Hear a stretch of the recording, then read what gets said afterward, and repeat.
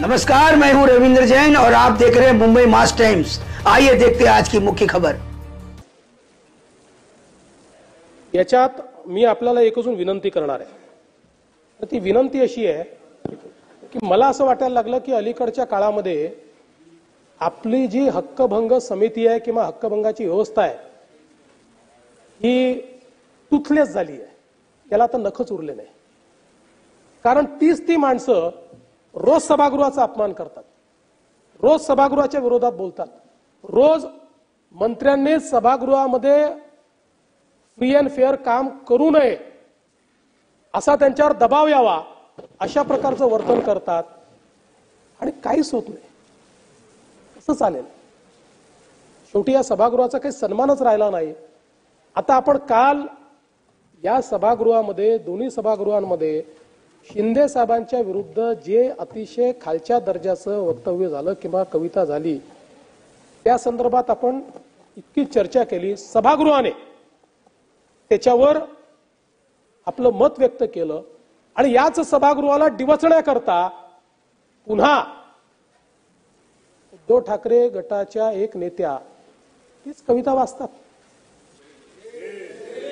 याचा अर्थ काय आहे? तुम्ही इथे बसलेले जे 288 लोक आहेत तुमची काही औकात नाहीये, हा त्याचा अर्थ आहे। हा प्रश्न माझा नाही आहे किंवा त्या कोणी मोठेही नाही आहे किंवा त्यांना शिक्षा करावी अशी माझी अपेक्षाही नाही आहे, पण कुठेतरी या सभागृहाचा काही सन्मान आहे, या सभागृहात बसणाऱ्यांचा काही सन्मान आहे। इकडे संविधानाच्या बाता मारायच्या आणि तिकडे संविधानाने तयार केलेल्या सभागृहाचा रोज अपमान करायचा, सकाळी 9 वाजता भोंगा वाजवून या सभागृहाबद्दल काही बोलायचं।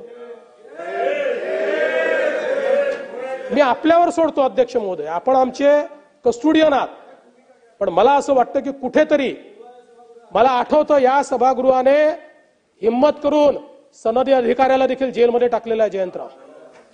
या सभागृहामध्ये अनेक लोक मी बघितलेले आहेत, याच दारामध्ये राजदंड लावून उभे राहून त्यांना रिप्रिमांड आपण केलेला आहे। कुठे गेलं ते सभागृह? असं आहे की आमच्या वैयक्तिक अपमानाकरता कधी या सभागृहाचा उपयोग करू नका।